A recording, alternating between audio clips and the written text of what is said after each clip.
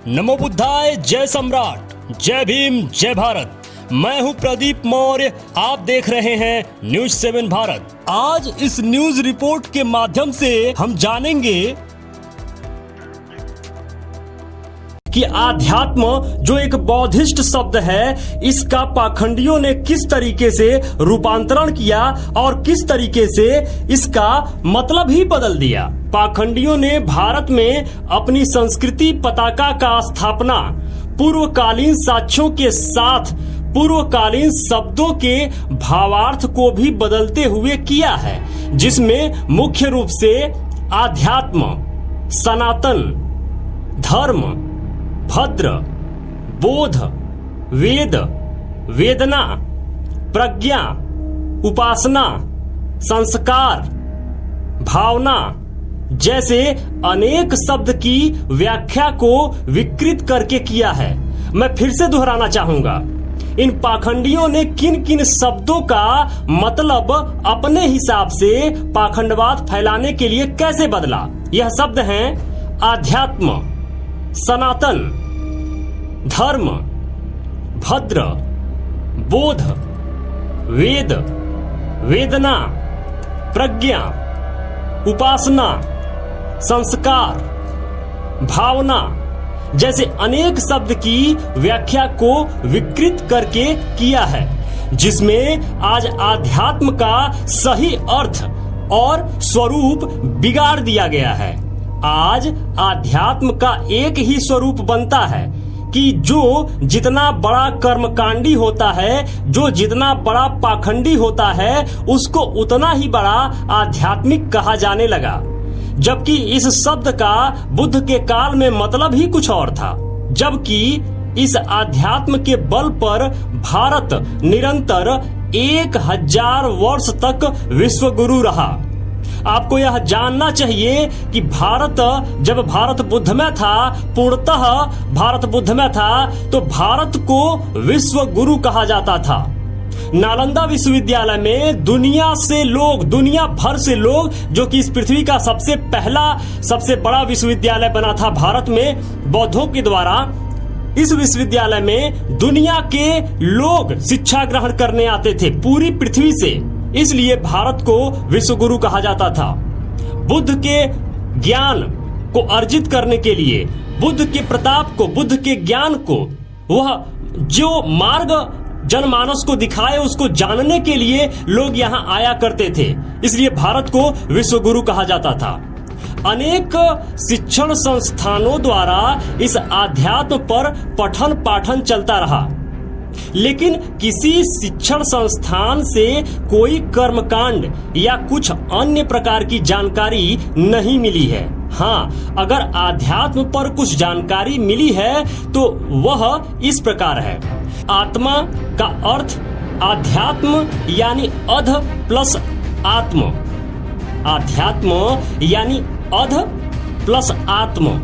यहाँ आत्म का अर्थ आत्मा और परमात्मा से नहीं होकर स्वयं से है, अपना से है, यानी अध का अर्थ अध्ययन। ध्यान दीजिएगा, अध का अर्थ अध्ययन और आत्म का अर्थ अपना। मैं फिर एक बार दोहराना चाहूंगा, अध का अर्थ होता है अध्ययन और आत्म का अर्थ होता है अपना, यानी अपने आप को जानना ही अध्यात्म है।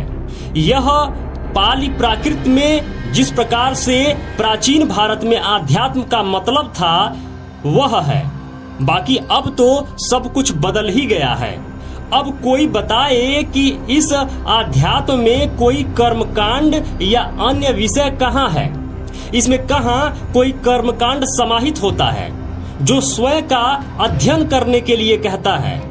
यह तो शुद्ध रूप से अपने आप को जानने की कला है, अपने आप को जानने की विद्या है, ज्ञान है, जिसे आध्यात्म कहते हैं। लेकिन दुर्भाग्य है इस देश का कि पाखंडियों ने इस देश के जो प्राचीन शब्द थे उनका क्या अर्थ का अनर्थ बना डाला। आज किताबों द्वारा अधकचरी बातों को स्थापित करते हुए प्रचारित प्रसारित करने वाले धूर्तों का समूह हावी है, जो अपनी सोची समझी रणनीति के तहत सामान्य जनजीवन के सामने विकृत पुस्तक परोस रहा है।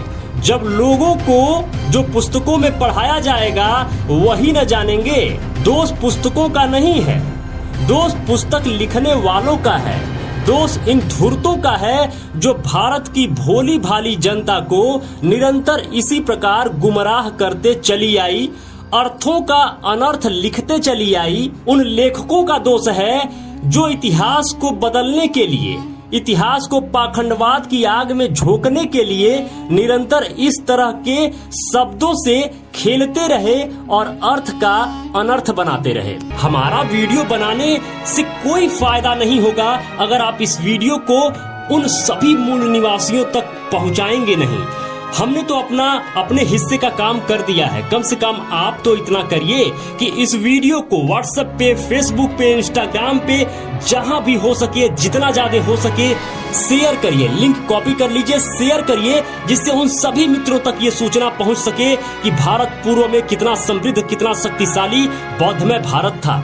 एक बार मैं फिर यह बात दोहराना चाहूंगा कि हमारा उद्देश्य किसी जाति, किसी धर्म, किसी समुदाय की भावना को ठेस पहुंचाना नहीं है। हमारा उद्देश्य है कि भारत पुनः बुद्धमय भारत बने, भारत पुनः विश्व विजेता भारत बने। उसी प्रकार जैसे बुद्ध के समय, जैसे सम्राट चंद्रगुप्त मौर्य के समय, सम्राट अशोक के समय जैसे भारत अखंड भारत था, वह भारत जो सम्राट अशोक ने सोने की चिड़िया बनाई थी, वैसा भारत की हम फिर से कल्पना करते हैं कि भारत फिर से विश्व गुरु बने, भारत फिर से विश्व विजेता बने। तो उन्हीं सब कारकों को, उन्हीं सब कारणों को और उन्हीं सब प्रकारों को फिर से लाना होगा, जिसके प्रयास में हम लगे हैं। आप भी लगिए और अपने देश को फिर से एक बार समृद्ध और शक्तिशाली बनाया जाए। मेरे मित्रों, Sehawk.com को जरूर याद करें, Sehawk.com को जरूर याद रखें, जो बौद्धिस्टों की सबसे बड़ी कंपनी है। अपने मोबाइल में Sehawk.com जरूर लॉगिन करें और देखें इस कंपनी के पास क्या क्या सुविधाएं हैं। सुविधाएं लेकर अपने बुद्धिज्म के विकास के लिए आप योगदान कर सकते हैं, बुद्धमय भारत के लिए आप योगदान कर सकते हैं। मेरे मित्रों, यदि आप चाहते हैं कि हम और हमारी टीम इसी तरीके से रिसर्च करते रहें, इसी तरीके से आपके लिए कंटेंट बनाते रहें,